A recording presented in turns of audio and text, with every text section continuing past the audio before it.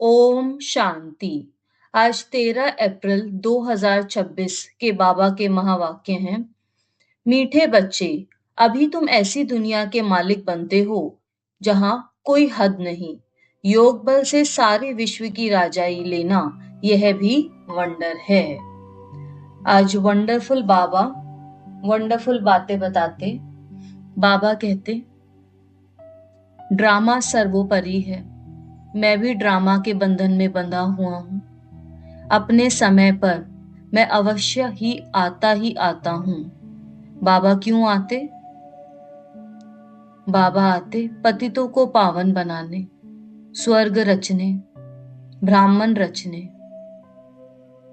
तो क्या बाबा मेरी बीमारी ठीक नहीं करोगे? मेरे बिजनेस में जो घाटा पड़ रहा है उसमें क्या आपके आने से मुझे कोई फायदा नहीं होगा? क्या आपका आशीर्वाद नहीं मिलेगा? बाबा कह देते, नहीं, मैं तो आया हूं सिर्फ पतितों को पावन बनाने। परंतु सत्य तो ये है, अनुभव कहता है कि जो बाबा के साथ सीधा होके चलते हैं, उनकी श्रीमत को कायदे से फॉलो करते हैं, बाबा उनकी प्रत्यक्ष या परोक्ष रूप में जरूर मदद करते हैं। आज का जीवन भी सुहेला और आने वाला जीवन भी सुहेला। बाबा कहते, तुम बच्चों जितना सुख और कोई भोग नहीं सकता। 3/4 सुख सत्युग, त्रेता, द्वापर, कलयुग के अंत में आकर बस थोड़े बहुत तूफानों के झोंके लगते। इतनी जबरदस्त कमाई, ऐसी कमाई होने के बाद भी यदि कोई बाबा को फारकती दे देते हैं तो उनसे बड़ा दुर्भाग्यशाली कौन? कौन से ऐसे बच्चे होंगे जो बाबा को फारकती देते?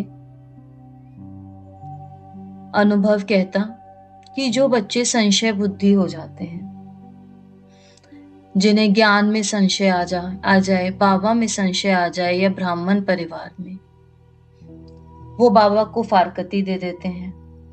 जो अपने आप को ज्यादा ज्ञानी समझते, जिनके एटीट्यूड में अभी भी कमियां निकालने का संस्कार है, वो बाबा को फारकती देते हैं।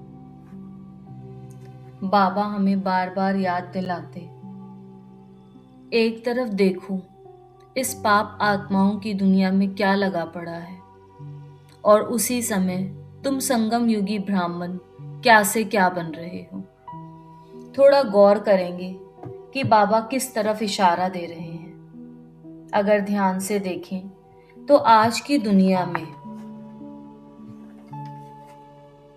यूथ के नाम पे वल्गैरिटी बड़ी कॉमन हो गई है। लोग कहते हैं 60 इज न्यू 30। जवान होने के नाम पे उम्र का, शरीर का, ओहदे का कोई बंधन नहीं। किसी भी प्रकार के वस्त्र धारण करना, नग्नता का प्रचार जैसे इक्वालिटी की नई भाषा हो गई है। वहीं पर हम ब्राह्मण, सादा जीवन, उच्च विचार, decent dressing yet powerful thinking आज की दुनिया में चलता है। मैं क्यों करूं, मुझे क्या फायदा होगा। उधर बाबा ब्राह्मण रचते जो सेल्फलेस सर्विस, निस्वार्थ सेवा में अपना पूरा जीवन स्वाहा कर देते हैं। हद से ज्यादा घूमना, बाहर खाना, फिल्में देखना, बाह्य मुक्ता। उधर ब्राह्मणों के जीवन में निरंतर सतत प्रयास है अंतर्मुक्ता का। इंडिपेंडेंस के नाम पे आज की दुनिया में लोग अपनी जिम्मेवारियों से बचते हैं, वहीं ब्राह्मण पूरे विश्व की जिम्मेवारी अपने सर पर लेकर चलता है। आज की दुनिया में हर कोई डिससैटिस्फाइड है, असंतुष्ट है, और चाहिए और चाहिए। वहीं बाबा हमें इच्छा मात्रम अविद्या बना रहे हैं। व्यसनों में डूबना, यही आज की दुनिया में मॉडर्निटी की पहचान है। वहां बाबा ब्राह्मण रचते जो विकार मुक्त है।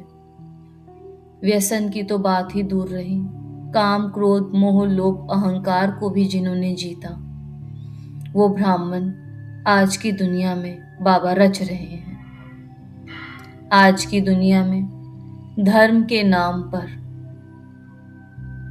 सिर्फ शो ऑफ रह गया है। इतने पैसे दूंगा तो इतनी बड़ी होर्डिंग होनी चाहिए, होर्डिंग पे मेरी इतनी बड़ी फोटो, जबकि हम ब्राह्मण साइलेंट सर्विस में विश्वास रखते। हमारी सर्विस पूरी तरीके से गुप्त, जितनी गुप्त सेवा उतना प्रभु प्राप्ति, प्रभु प्रेम की ज्यादा से ज्यादा फीलिंग महसूस होती है। बाबा कहते, घड़ी घड़ी मेरे बच्चे भूल जाते हैं जिन्हें मैं सत्युग की बादशाही देता हूँ। बिना तलवार भाले के सिर्फ राजयोग करके जो आत्माएं विश्व की राजाई प्राप्त कर रही हैं, ऐसा क्या होता है जो वो भी बाबा को घड़ी घड़ी भूल जाती हैं। इसके कुछ अनुमान ऐसे लगाए जा सकते हैं कि आत्मा को 63 जन्म दुनिया में भटकने की आदत है, बुद्धि को भटकने की आदत है। तो उस भटकी हुई बुद्धि को सिरे से लगाना, कायदे प्रमाण चलाना, इसमें मेहनत है।